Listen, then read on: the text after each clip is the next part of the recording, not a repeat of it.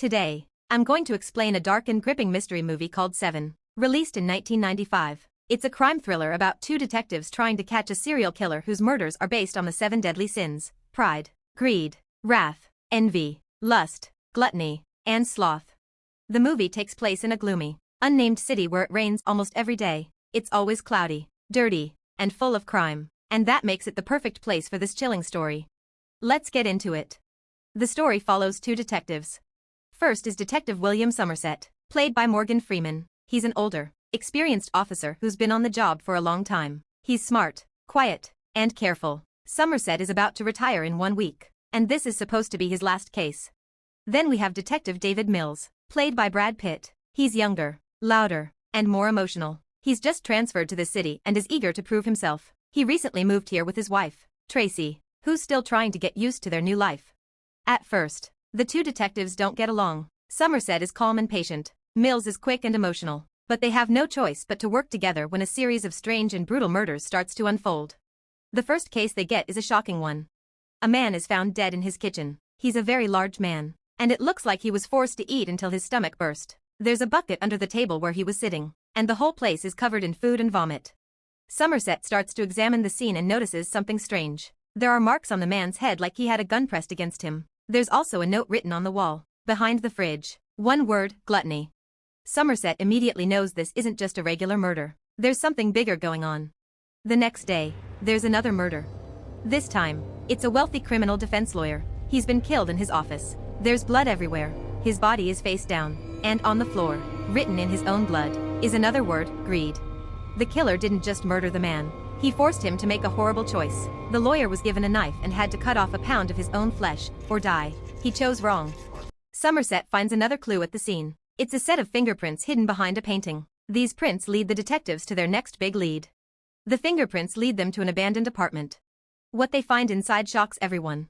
There's a man tied to a bed. He's barely alive, looking like a corpse. He's been there for a full year. Yes, 1 whole year. He's been fed just enough to stay alive. The killer kept him tied up, weak, and motionless. The word sloth is written on the wall. At first, the officers think he's dead, but when they lean closer, the man suddenly coughs. It sends everyone into a panic. This isn't just murder anymore. It's psychological torture, and it's planned out in painful detail. Somerset now realizes that the killer is following the pattern of the 7 deadly sins, and there are more murders to come. He goes to the library and studies religious books, Dante's Inferno, and classic writings about sin and punishment. Meanwhile, Mills is frustrated. He doesn't have the patience for books. He wants to catch the killer fast. As the pressure builds, Somerset starts to feel guilty for not stopping this earlier. Mills just wants to prove he can solve the case. Their different approaches cause tension, but they slowly start respecting each other's skills. Then comes one of the most disturbing murders in the film. A man is found in a shady motel. He's screaming and in shock. A woman is dead beside him. It turns out, the killer forced the man to do something horrible using a custom-made weapon. It's too graphic to describe in detail, but the point is, the killer made the man participate in the crime. The word lust is left behind. This scene affects everyone deeply. Even the detectives are shaken. The killer isn't just targeting sinners. He's involving innocent people in terrifying ways. One night, Somerset is invited to dinner by Mills and his wife, Tracy. They share a quiet meal together. Tracy is kind and gentle, and Somerset likes her. They have a private conversation later, where Tracy reveals she's not happy in the city. She feels scared and lonely, and there's something she wants to tell him, but she holds back. This moment gives Somerset a personal reason to stay invested in the case. Later that day, there's another body. This time, it's a model. She's found in her apartment with her face horribly injured. The killer gave her a choice: live disfigured or take her own life. The word pride is written nearby. She chose death. The pattern is now clear. 5 sins down, 2 more to go. Somerset and Mills dig deeper. They find clues that lead them to a list of library records. Someone has been checking out all the classic books on sin, punishment, and murder. Using an illegal method, Somerset tracks the name of a man who fits the profile. His name is John Doe. They go to his apartment, but before they can go inside, John Doe shows up, holding groceries and covered in blood. When he sees them, he runs. A long chase through buildings and alleys begins. It's chaotic, fast, and intense. Doe almost kills Mills, but in the end, he escapes. The detectives search his apartment. It's filled with notebooks, hundreds of them, and creepy photos of past crimes. There's no real identity, no fingerprints, no family. The man is a ghost. But now, They've seen his face, and they know he's watching them. Then something unexpected happens.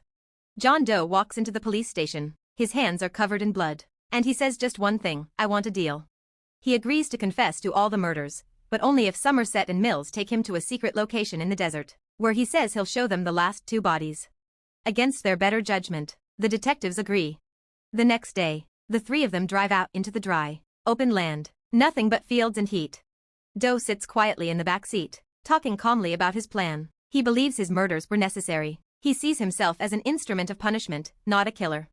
Mills gets angry, but Somerset stays calm. They listen, trying to understand what he means by his masterpiece. As they arrive at the location, a delivery truck approaches from a distance. What happens next is shocking and changes everything. But to find out how the story ends and what the final 2 sins are, you'll need to watch the full movie. 7 is a chilling, unforgettable crime thriller that asks hard questions about justice, evil, and the human soul. It's a film that slowly builds tension, with clever clues and a haunting payoff. If you enjoy movies with mystery, great performances, and a dark tone, this one is a must-watch. Let us know which film you want us to break down next. And don't forget to subscribe for more easy-to-follow movie recaps.